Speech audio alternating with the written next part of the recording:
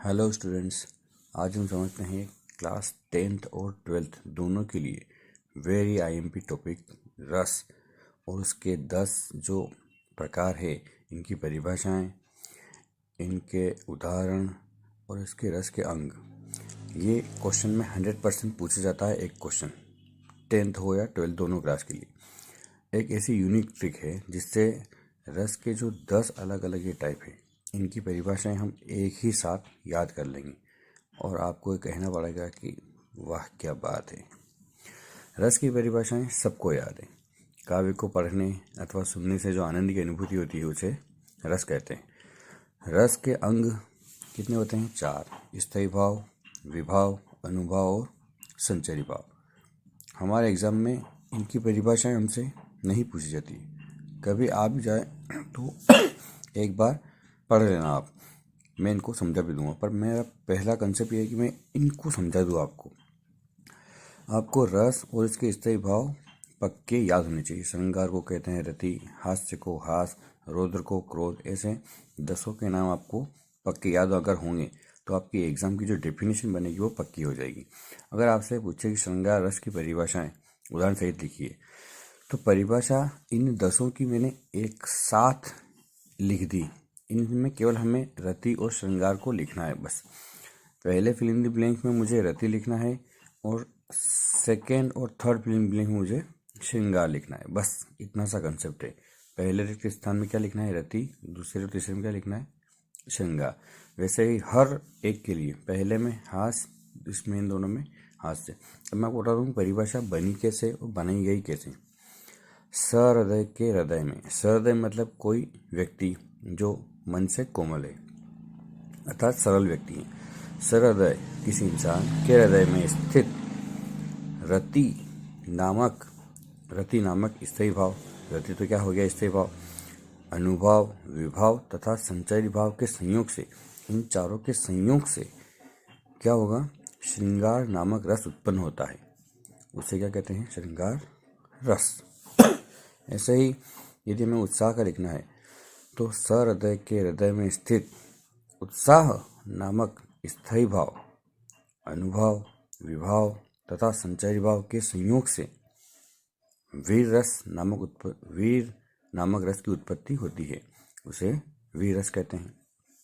तो ऐसे परिभाषाएं इन सब की परिभाषाएं इस एक में अपन लिख सकते हैं और बोर्ड वाला बिल्कुल भी नहीं काटेगा। एक स्टैंडर्ड लैंग्वेज और वास्तव में इस डेफिनेशन में सबका मिश्रण है, क्योंकि इन चारों से ही बनता है रस। इन चारों को हमने एक साथ लिख दिया कि उनके संयोग से। अब बात आती है इनके एग्जाम्पल। तो एग्जाम्पल आप अपने हिसाब से जो भी आपको सिंपल लगते हैं वह आप याद कर लेना। बाय चांस परिभाषा आपको इनकी पूछ ली जाए तो मैं इनके बारे में आपको कुछ बता दूं। ये क्या होते हैं? रस के अंग कितने होते हैं? 4। स्थायी भाव, विभाव, अनुभाव और संचरी भाव। अब स्थायी भाव मतलब हमारे मन में उत्पन्न होने वाले स्थायी रूप से जो बने रहे, वो कौन हो रहे हैं? स्थायी भाव। मैं एक एग्जांपल दूं आपको। अगर हमारी किसी से लड़ाई होगी, बाय चांस बचपन में हुई या अभी हुई, तो जब भी वह इंसान सामने आएगा हमारे माइंड में वह लड़े आ जाएगी, यार ये वह व्यक्ति जिससे मेरी लड़ाई हुई थी। ज़्यादा टफ, ज़्यादा कठिन वाली लड़ाई, सिंपल वाली बोल चाल तो दोस्तों में चलती है, वैसे लड़ाई फिर बोलना बंद। तो लड़ाई हुई किसके कारण? उसने कुछ कहा होगा या कुछ किया होगा। तो उस लड़ाई होने के कारण को क्या कहते हैं? विभाव। तो स्थायी भाव के उत्पन्न होने के कारण को क्या कहते हैं? विभाव कहते हैं। और स्थायी भाव के उत्पन्न होने के बाद जो चेष्टाएं होती है,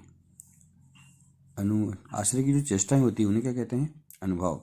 अनुभाव मतलब अनुभव, लड़ाई हुई होगी, कुछ हाथापाई हुई होगी, तो जो हाथ पैर चले उनको क्या कहा गया? अनुभाव। मैं एक एग्जांपल ही बता रहा हूँ, आपको डेफिनेशन पढ़ना पड़ेगी पूरी, इनके मैं मीनिंग समझा रहा हूँ।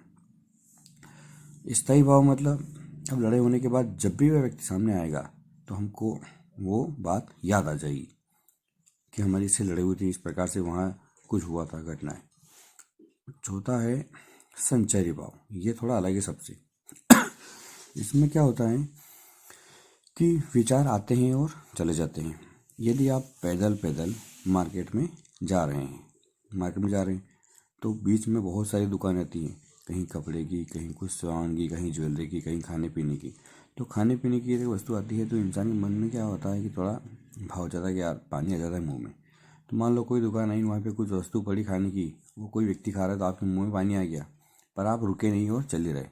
तो वो क्या, तुम्हारे मन में विचार आए, खाने की ओर चले गए, अगले गए, कुछ और अच्छा नज़र आया, फिर मन में विचार आए और फिर निकल गए। तो ऐसे विचार जो आके चले जाते हैं उन्हें क्या कहते हैं, संचार, मतलब संचरण करने वाले आके चले जाते हैं। तो इस टॉपिक से आपको 10 रस की परिभाषा कंप्लीट करनी है।